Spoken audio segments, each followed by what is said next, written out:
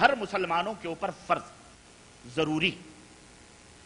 صرف محمد الرسول اللہ صلی اللہ علیہ وسلم کہہ دیا بس، نہ اس کا معنی معلوم نہ اس کا مطلب معلوم. محمد کون ہے، کب پیدا ہوئے، آپ کا نسب نامہ کیا ہے، آپ کہاں پیدا ہوئے، آپ کے اخلاق کیا ہیں، آپ کے عادات کیا ہیں، آپ کی عمر کیا ہے، کتنے دن دنیا میں زندہ رہے، کب وفات پائی.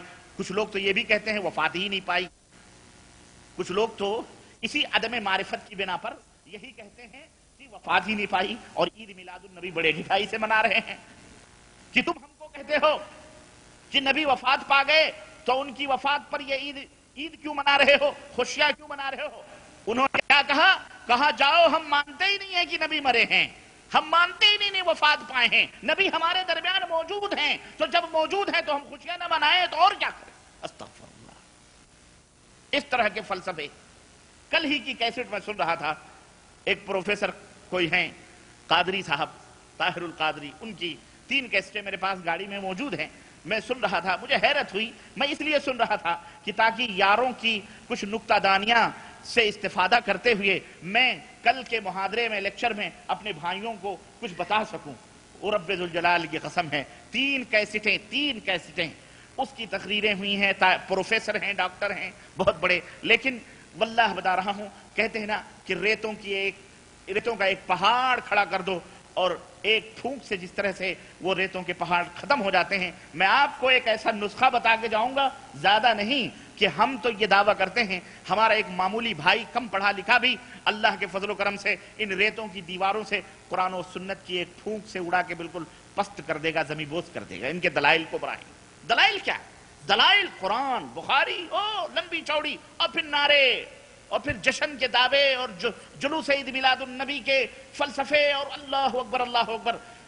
بہرحال میں آؤں گا انشاءاللہ اس موضوع پر، لیکن آئیے سب سے پہلے وہ علم حاصل کر لیں جو علم کسی کو نہیں ہے، اور نہ یہ میلادی بیچارے اپنے لوگوں کو یہ علم دیتے ہیں.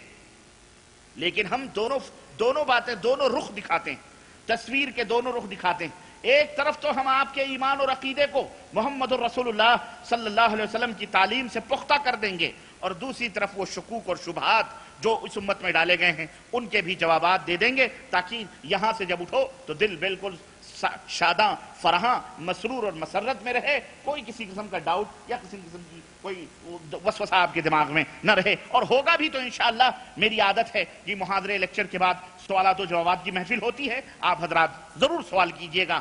کوئی بھی شبہ ہوگا ہم آپ کو اللہ کا واسطہ دیتے ہیں کہ آپ یہاں سے اٹھیے گا تو آپ کے ذہن میں جو بھی شبہ ہوں گے انشاءاللہ تبارک تعالیٰ اس وقت تک یہ خادم یہاں سے نہیں اٹھے گا جب تک میں قرآن و سنت کی روشنی میں اس شبہ کا میں حل نہ پیش کر دوں گا انشاءاللہ تبارک تعالیٰ.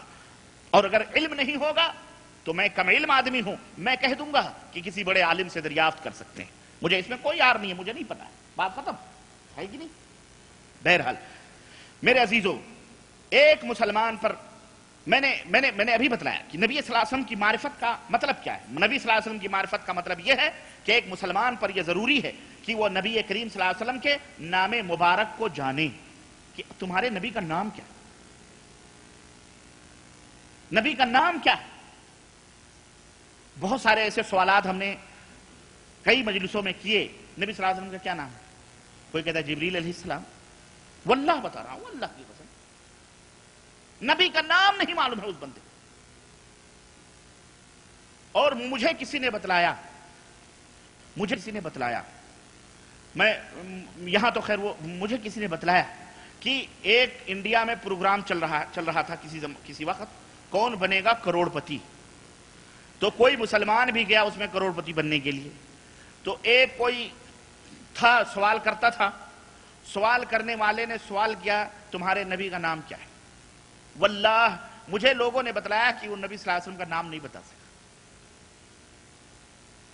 اس نے کہا مجھے افسوس ہے کہ تم مسلمان ہو اور تمہیں اپنے نبی کا نام نہیں معلوم. ایسے بھی ہمارے درمیان موجود ہیں.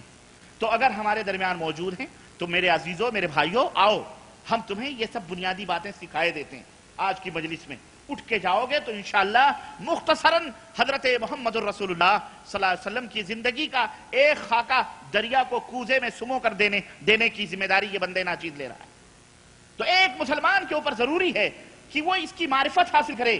ہمارے نبی کا نام کیا ہے، آپ کا نسب نامہ کیا ہے، آپ آپ کتنے دن دنیا میں زندہ رہے، آپ نے وفات کب پائی، ان کا علم حاصل کرے. اسی طرح جن باتوں کی وحی حضرت محمد رسول اللہ صلی اللہ علیہ وسلم کی طرف کی گئی ہے اس کا بھی علم حاصل کرے کہ وہ نبی تھے تو کس چیز کے نبی تھے، نبی کا کیا مطلب ہوتا ہے، کیا چیز ان کے اوپر اتاری گئی، کون سی چیز وہ لے کر کے اس دنیا کے اندر آئے اور وہ کیا چیز ہے، اس کا علم حاصل کرنا. آپ کا وطن مولود کہاں ہے، آپ پیدا کہاں ہوئے، آپ کا وطن ہجرت کون سا ہے، اور یہ تمام سب چیزوں کا علم حاصل کرنا ضروری. اور ان میں سب سے اہم اور ضروری معرفت جو حاصل کرنی ہے وہ یہ ہے کہ حضرت صلی اللہ علیہ وسلم لے کر کے کیا آئے، حضرت صلی اللہ علیہ وسلم کے بعثت کا، نبی ہونے کا مقصد کیا تھا، آپ کو رسول کیوں بنایا گیا، وہ کیا لے کر کے آئے، کیا شکشا، کیا تعلیم انہوں نے ہمیں دی ہے، یہ ضروری ہے. اس کا علم بہت ضروری ہے. وہ احکام کیا ہیں، وہ محرمات کیا ہیں، ممنوعات کیا ہیں، تاکہ اللہ عز و جل کی رضا اور خوشنودی ہم حاصل کر سکیں، اس کا علم حاصل کر کے، اور اللہ کے غضب سے ہم بچ سکیں. تو آئیے موضوع کی مناسبت سے میں نبی کریم صلی اللہ علیہ وسلم کی زندگی کا مختصر سا خاکہ آپ کی خدمت میں رکھتا ہوں. نمبر 1، نبی کریم صلی اللہ علیہ وسلم کا نام کیا ہے، محمد صلی اللہ علیہ وسلم. اور جو شخص یہ نام سنے، نبی صلی اللہ علیہ وسلم فرماتے ہیں جو میرا نام سنے، جس مجلس میں بھی ہو، جہاں کہیں بھی ہو، میرا نام سنے اور میرے اوپر درود نہ پڑھے، میرے اوپر درود نہ پڑھے، وہ سب سے بڑا بخیل آدمی ہے. اس لیے زندگی میں ایک ہی دفعہ نہیں، زندگی میں ایک ہی دفعہ فرض نہیں ہے، بلکہ جب جب نام محمد صلی اللہ علیہ وسلم ہمارے لبوں پہ آئے گا تب تب ہمارے لب محمد الرسول اللہ صلی اللہ علیہ وسلم کے درود و سلام کے لیے تر ہوتے رہیں. یہ ہمارا اہل السنہ والجماعہ کا یہی ایمان اور عقیدہ ہے. حضرت صلی اللہ علیہ وسلم کا نام کیا تھا، محمد صلی اللہ علیہ وسلم. دلیل قرآن کریم میں اللہ رب العزت نے ارشاد فرمایا محمد الرسول اللہ والذین معہ اشداء علی الکفار رحماء بینہم، والذین معہ اشداء علی الکفار رحماء بینہم. محمد صلی اللہ علیہ وسلم اللہ کے رسول ہیں. اسی طرح اور بھی مقامات ہیں جہاں اللہ تبارک تعالیٰ نے اپنے نبی کا نام لیا ہے. اسی طرح آپ کا لقب کیا تھا، یعنی کنیت کیا تھی، آپ کا لقب ابو القاسم تھا. آپ کا لقب کیا تھا، ابو القاسم تھا. آپ کے والد کا نام کیا تھا، عبداللہ تھا. اور یہ دوسرے ذبیح ہیں، دوسرے ذبیح ہیں جن کو 100 اونٹوں کے بدلے ان کو بچایا گیا تھا. اور یہ ایک واقعہ ہے، عبد المطلب جو نبی کریم صلی اللہ علیہ وسلم کے دادا ہوتے تھے، انہوں نے ایک منت مانگنی تھی، ایک چیز کی کہ اگر یہ چیز پوری ہو گئی تو میں اپنے آخری بیٹے کو قربان کروں گا، ذبح کروں گا. اور آخری بیٹا عبداللہ تھے. چنانچہ وہ ان کی منت پوری ہوئی اور جب ذبح کرنے کی باری آئی انہوں نے کہا اب اس کو ہم ذبح کر دیں گے. تو لوگوں نے کہا کہ بھائی اس کو ذبح مت کرو، اتنا حسین، اتنا خوبصورت. تو کہنے لگے پھر ہم نے تو منت مانی ہے، اب کیا کریں. کہا گیا کہ مدینے کی طرف ایک کوئی کاہنہ عورت رہتی ہے، اس کے پاس جاؤ، کوئی مسئلہ پوچھو. چنانچہ اس کے پاس گئے، کوئی جادوگرنی تھی. تو اس نے کہا کہ اس کو وہ تیروں کے جو فال ہوتے، فال گھمانے کے تیر ہوتے تھے، تین تیر ہوتے تھے، خانہ کعبہ میں رکھے تھے. ایک پہ لکھا ہوتا تھا افعل کرو، اور ایک پہ لکھا ہوتا لا تفعل نہ کرو، اور ایک کامن ہوتا تھا، کچھ نہیں لکھا ہوتا تھا.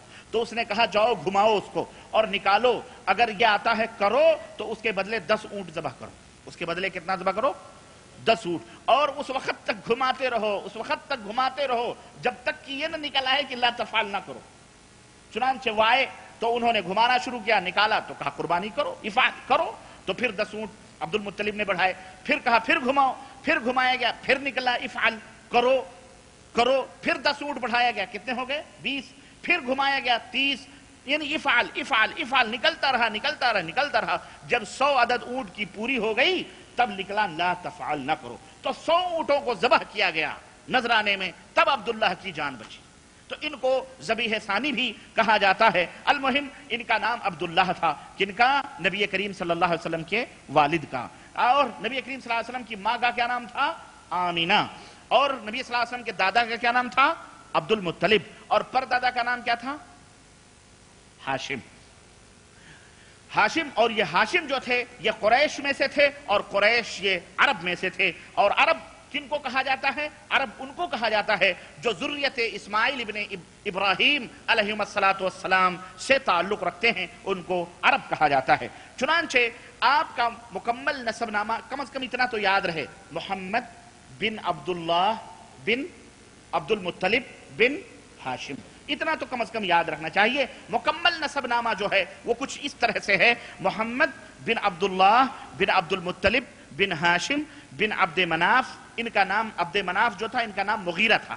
بہرحال عبد مناف بن قصی بن کلاب بن مرہ بن کعب بن لوئی بن غالب بن فہر بن مالک بن نضر بن کنانہ بن خزیمہ بن مدرکہ بن الیاس بن مضر بن نزار بن معد بن عدنان. اور اس طرح سے آگے نسب نامہ حضرت نوح علیہ السلام پھر حضرت آدم علیہ السلام تک پہنچتا ہے. لیکن یہاں تک تاریخ تو ہمیں صحیح ڈھنگ سے بتلاتی ہے کہ یہ نسب نامہ صحیح ہے. لیکن عدنان کے بعد میں جو اور سلسلہ اوپر جاتا ہے شجر نسب کا، اس میں بہت سارا اختلاف ہے، اس لیے محققین نے اس کو چھوڑ دیا ہے. المہم میرے عزیزو، یہ نبی کریم صلی اللہ علیہ وسلم کا نسب نامہ تھا. نبی کریم صلی اللہ علیہ وسلم کی عمر ٹوٹل کتنی تھی؟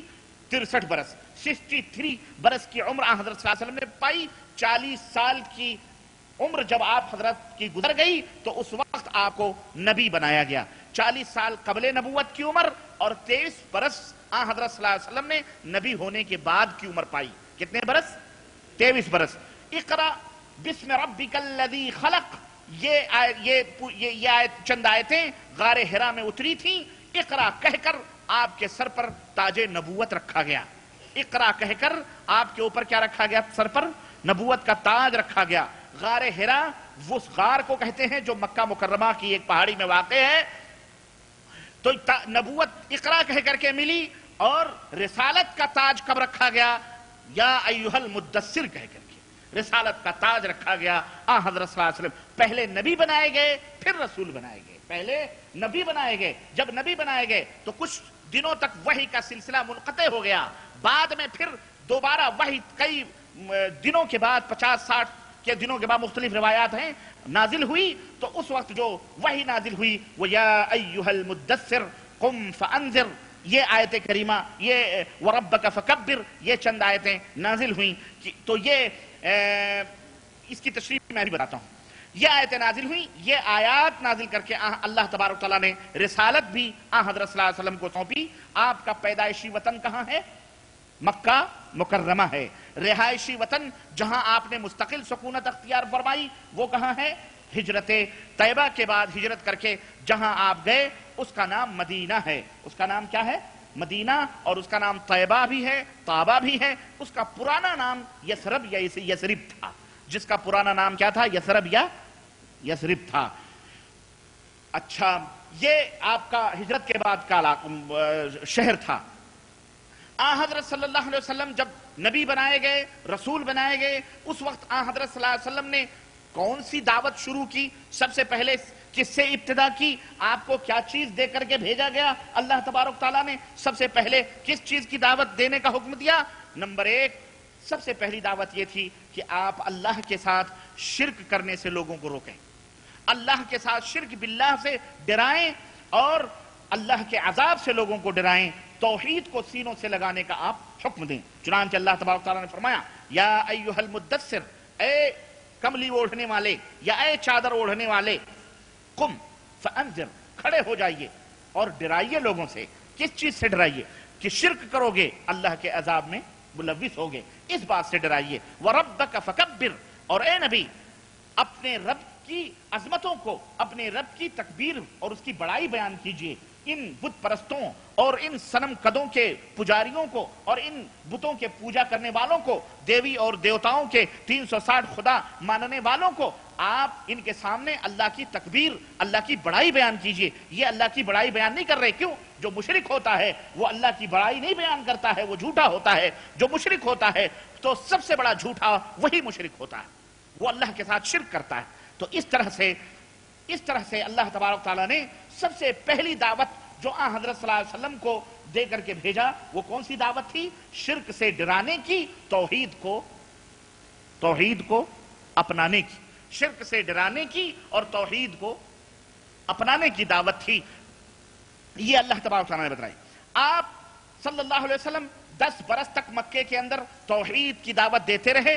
ایک وقت آیا ابو طالب جو ایک صادق اور حبیب چچا تھے، ان کی بھی وفات ہو گئی.